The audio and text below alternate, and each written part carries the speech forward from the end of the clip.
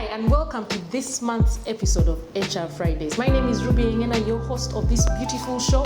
It happens every month on our YouTube channel, House of Ruby, and on our Facebook page, House of Ruby. So if you haven't subscribed or liked, I keep saying it. Why? What is the reason? I mean, we have exactly 2 months to the end of 2020. The least you can do is subscribe and like so that you can get this and more of the action that we've been having throughout the year. I'm telling you, we always have exciting stuff for you. So for those of you who watched last month's episode, I told you the gentleman we had on was tall, dark, and handsome. And it is indeed the season of tall, dark, and handsome men, because on this episode, I have a tall, dark, and handsome man who likes to refer to himself as the sales warrior.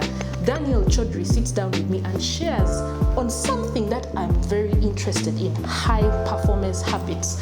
Now that we are going into the end of 2020 and entering into 2021, what are those things that you can do? What are those habits that you can adopt in order to have a fruitful 2021, but also end 2020 in style? This is HR Fridays. You are the CEO of you. Welcome aboard.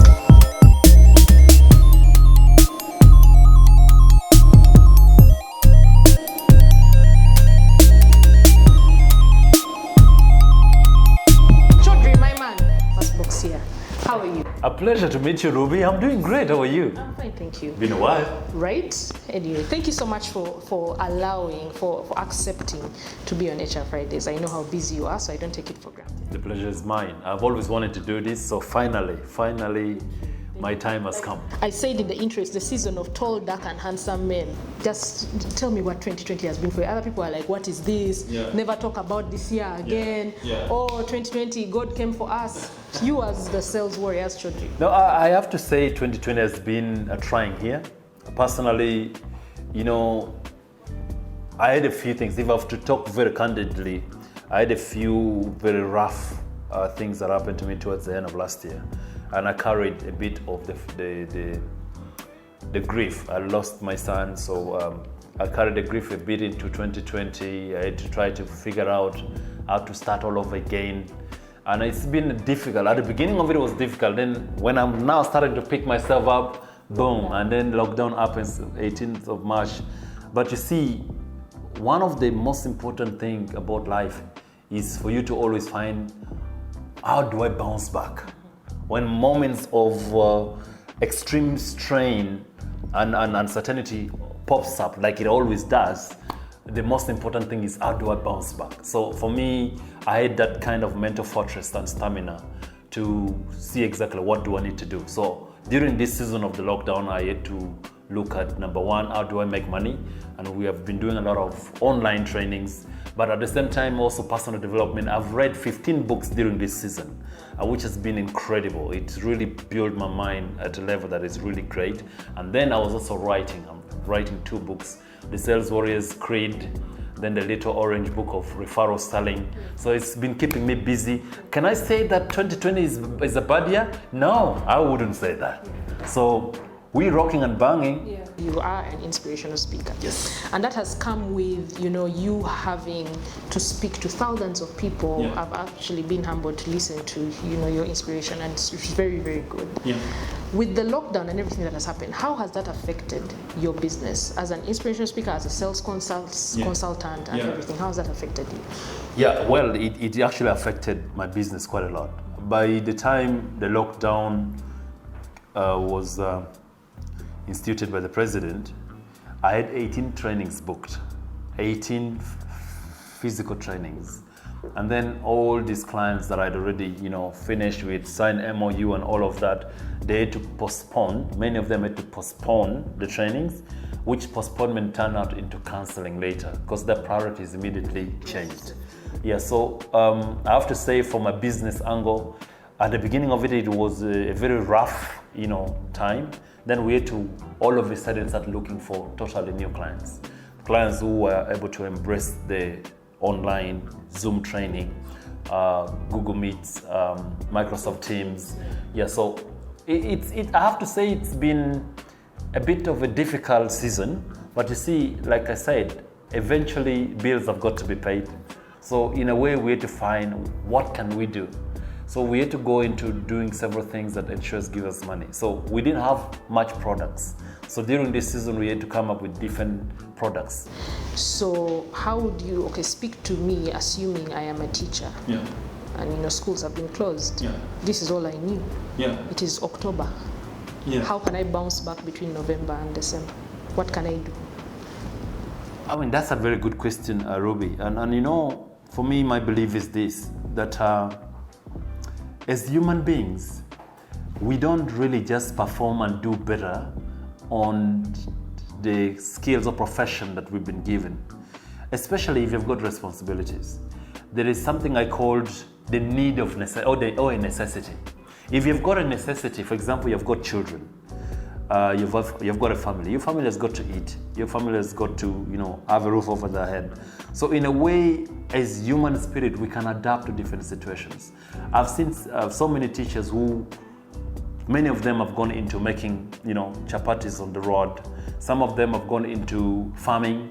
Some of them have gone back to the villages. Those who are in the city, gone back to the villages and just went back to the farm. But others have gone into carpentry. Others have gone into, working, even household management, and then homeschooling. Many of them have gone into homeschooling. So the idea is you're not just a teacher because you have a school to teach at. You're a teacher because you've got a skill and knowledge to disseminate to children.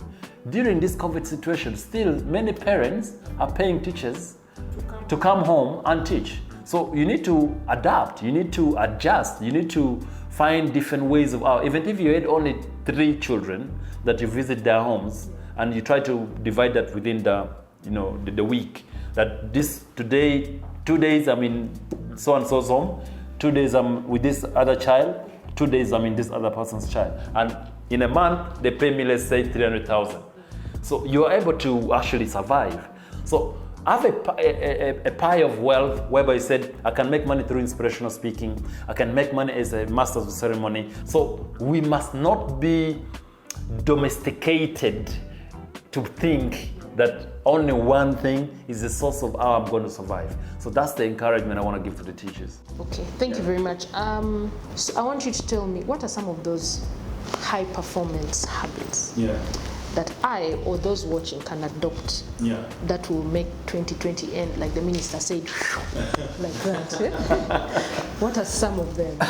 No, that's a very great question, Ruby.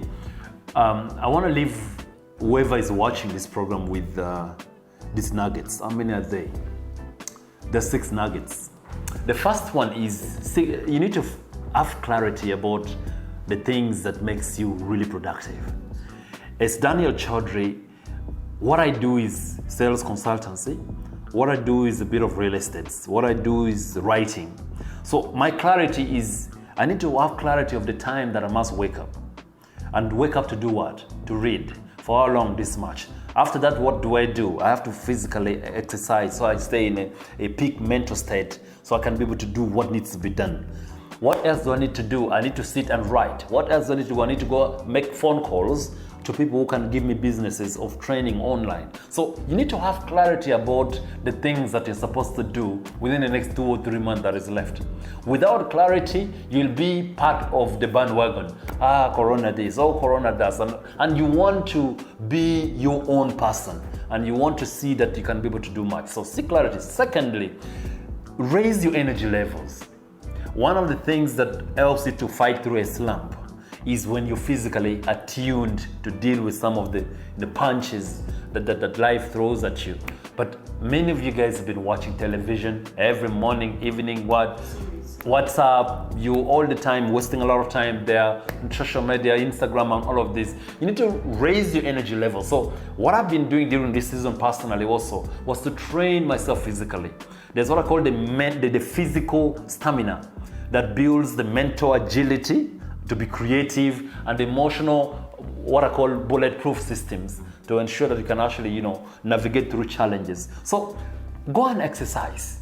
Number 3 is the necessity that I talk about. I have a serious necessity. Yes, why must you give your absolute best between now and December? Now, when you have something that pushes you, you have to do what has got to be done. But many of us, our necessity is, very whimsical. And then the 4th one is develop some level of influence with people. Be it a gatekeeper, be it somebody you supervise, be it somebody who is more superior than you. Develop influence in conversation with people. So raise your influence level. And then when you have a necessity and you have an influence, then raise your level of effort. In everything that you said you have to do between now and the end of the year, work like a madman. No, like I work like a maniac. There are nights that I don't sleep.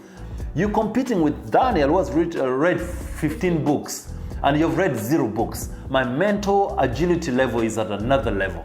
My level of endurance is high there. And you're like, okay, what do I do now? And lastly, gain courage. Have courage to take a chance. Many of us do not have courage to say, let me go and meet Fabian Cassie at Centenary Bank. Let me go and meet Ruby Yengen at Coca-Cola or at House of Ruby. Let me go and meet so-and-so. We do not have the courage to go and interface with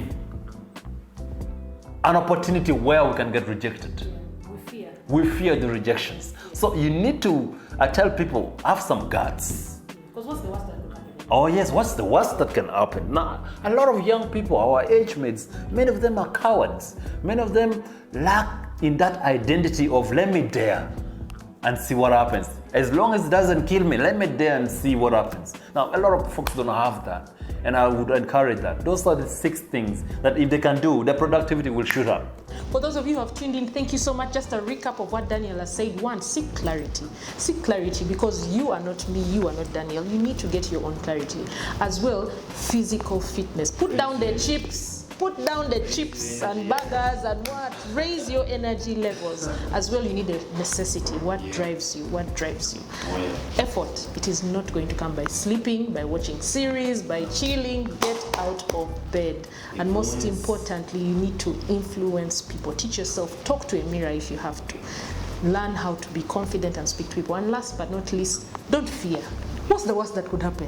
Don't fear. Be strong, be bold, and be courageous. Also, don't fear to like our Facebook page and subscribe to our YouTube channel, House of Ruby, because don't fear. Have courage. Once again, this is HR Fridays, your monthly dose of HR. You are the CEO of you. See you next month. Bye.